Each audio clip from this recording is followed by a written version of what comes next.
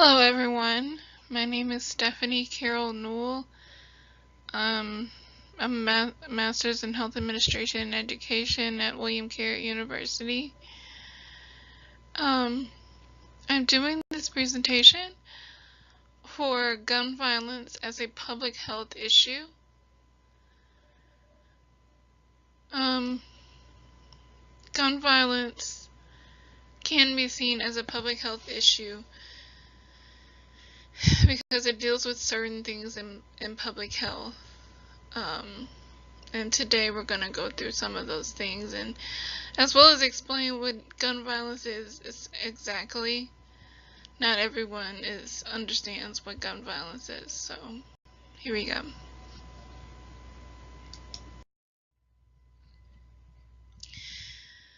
Here are some objectives that I'm going to go through. I'm going to define gun violence, give information and statistics to give an overall scope of the toxicity that is gun violence, explain how gun violence relates to public health, who's to blame for gun violence and who the perpetrators tend to be, and gun violence in relation to gender, race, and mental illness. Some people really see gun violence as a mental illness problem. Some people really see it as more a racial problem. Some people don't even have any idea that it's related to gender at all. So I'm going to discuss those issues separately.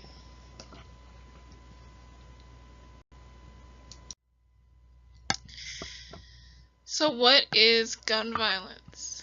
Gun or gun-related violence is violence created with the use of a gun. Gun violence may or may not be considered criminal. Remember that. Gun violence may or may not be considered criminal. Criminal violence includes homicide, assault with a deadly weapon, and suicide or attempted suicide, depending on jurisdiction.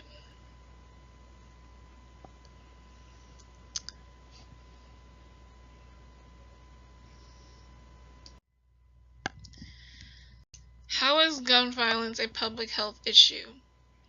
Gun violence is a leading cause of premature death in the United States of America. Guns kill more than 38,000 people and cause nearly 85,000 injuries each year.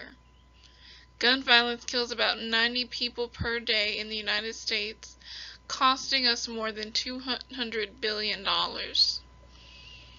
Gun violence is usually deeply rooted in culture. First, I'm going to talk about the statistics.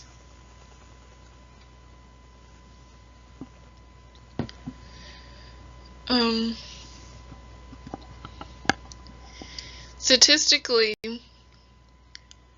and how this relates to public health is the number of people who are being killed and the damages that gun violence causes, and the people who have to go to the hospital and receive care.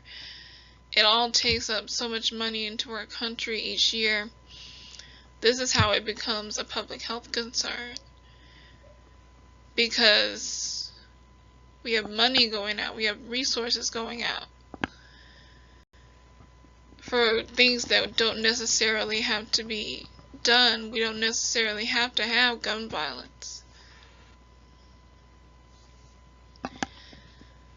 And as far as gun violence is deeply rooted in culture, it is deeply rooted in the hip-hop culture. There are a lot of songs about it, with rappers and gangsters, and all of this is dangerous.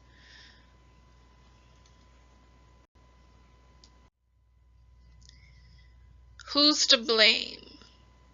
Okay, so now I'm going to give some common ways, common people that this happens. Drugs and gangs, domestic abuse and assault, unintentional shootings, random rampages, arguments gone bad between intoxicated men with handguns. Not mental illness. Mental illness, or quote-unquote psychotic and mood disorders, account for less than 4% of all violence.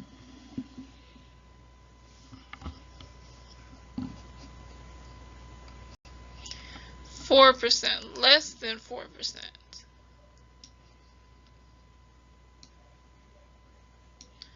of all violence, and not just gun violence.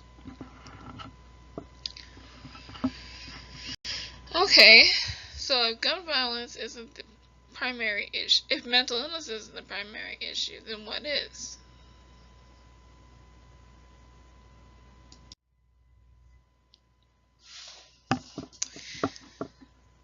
So here's a nice think piece that I found from the Gun Violence Prediction, Prevention, and Policy.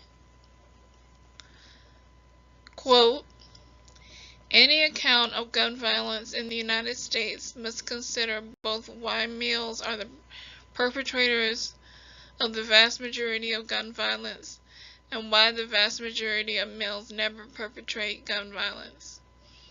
An account that focuses on both phenomena focuses in part on how boys and men learn to demonstrate manhood among diverse groups of males. Although evidence exists for human biological and social environmental systems interacting and contributing to aggressive and violent behavior, this review focuses on the socio-cultural evidence that explains males' higher rates of gun violence. So this quote is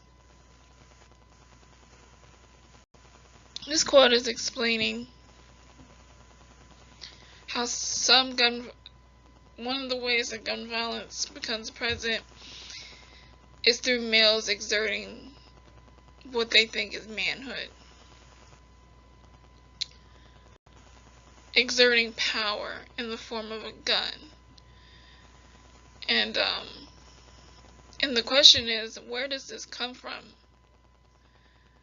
Like, who tells these men that that a gun can be a way that they exert their manhood?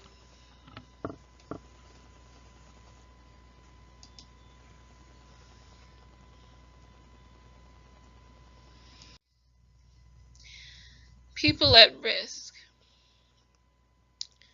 Quote, a natural starting point for prevention of gun violence is to identify individuals who are at risk for violence and in need of assistance. Efforts focused on at-risk individuals are considered secondary prevention because they are distinguished from primary or universal prevention efforts that address the general population.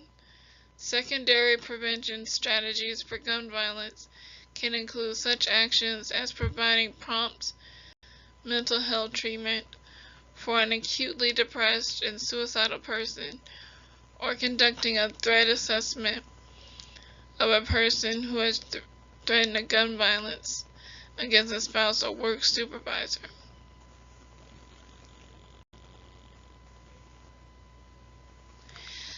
Okay, so this is very true.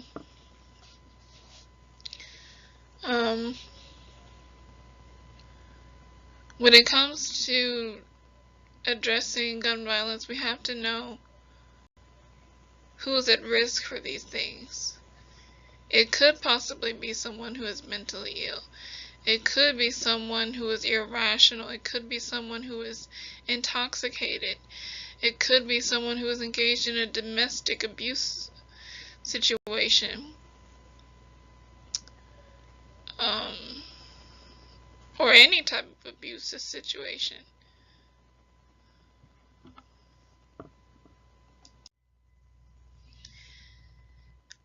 How to decrease school shootings. So here's some ways to decrease school shootings.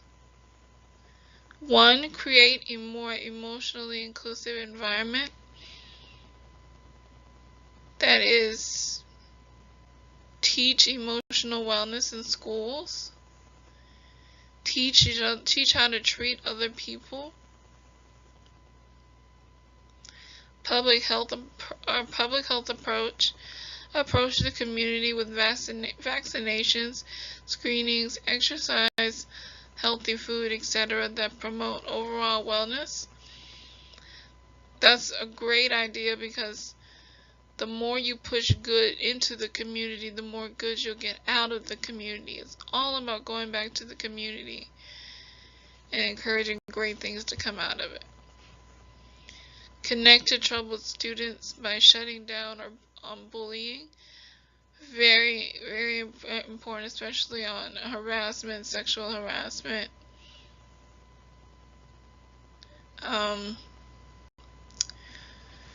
Because a lot of shootings are because of bullying or violence, period, that is in schools.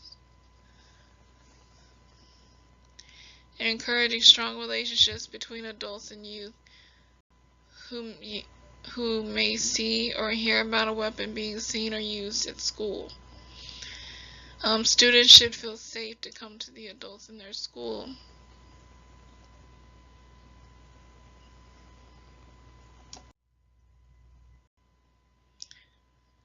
Alright, thank you so much.